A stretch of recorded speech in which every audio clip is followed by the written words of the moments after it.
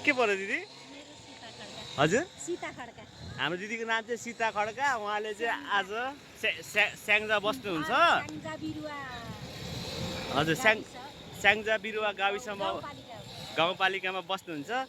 दिदीले चाहिँ आज हामीलाई माया गर्नु भएर यो यस्तो पुलको काम गरेको हुनाले माया गर्नु भएर हामीलाई चाहिँ पैसा दिनु हुँदै रहेछ। हामीले चाहिँ पैसा नलिएर दिदी बरु हामीलाई अब पैसा चाहिँ पर्दैन, चिसो चिसो दिनु भनेर हामीलाई चिसो सुन्तलाहरू किनिदिनु भएको छ। पहिलोचोटि हामीलाई है यस्तो पुलहरू पाउँदाखेरि एकदम सम्झेर दिनुभएको दिदीलाई धेरै धेरै धन्यवाद।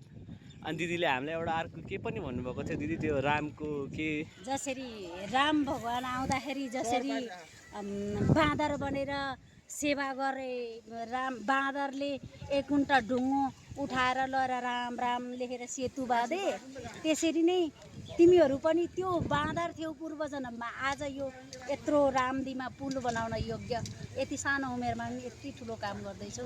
तिमीहरू चाहन्छु नै होइन, मेरो लागि दिदीलाई धेरै धेरै हामीलाई यस्तो भन्नुभएको नि पहिलोचोटि दिदीले यस्तो माया गर्नुभएको छ। चुम्न मन लाग्छ त्यस्तो होइन होइन एकदम खुसी लाग्यो दिदी। हामीले पनि तिमीहरू त्यति बेला थियौ जब रामलाई भेटेको थियो। धन्यवाद दिदी। त्यति बेला रामले यदि सेतु नबाँधेको भए यो संसारमा कोही पुल बन्थेन।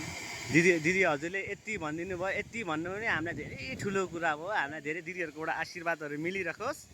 यस्तै यस्तै दिदी माया गर्ने दिदीहरू आशीर्वाद त दिनु नै पर्छ। हजुर होइन हामीलाई दिनेवाला त हुनै छँदैछ। हजुर हजुर दिदीलाई लायकको बनाएर पठाएर अझ यत्रो गर्न सक्यो। जस हामीलाई चाहिँ दिदीले फर्स्टचोटि गर्नुभएको यस्तो काम गर्दाखेरि एकदम खुसी लागेको छ। हामीलाई फेरि उत्साह प्रोत्साहन अझै भइरहेछ।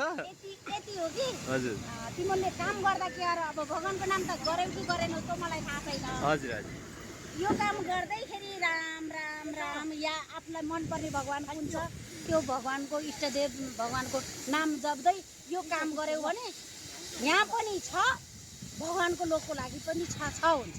हजुर हजुर धेरै धेरै धन्यवाद। लड्डु हुन्छ भनेको हजुर यो यहाँ पनि काम गर्दा भगवानमा मन लगाएर जाँड रक्सिना खाएर गर्यो भने हजुर हजुर दुईटै त्यो जीवन चाहिँ अझ आउने जीवन चाहिँ अझ सुनौलो सुन्दर हुन्छ।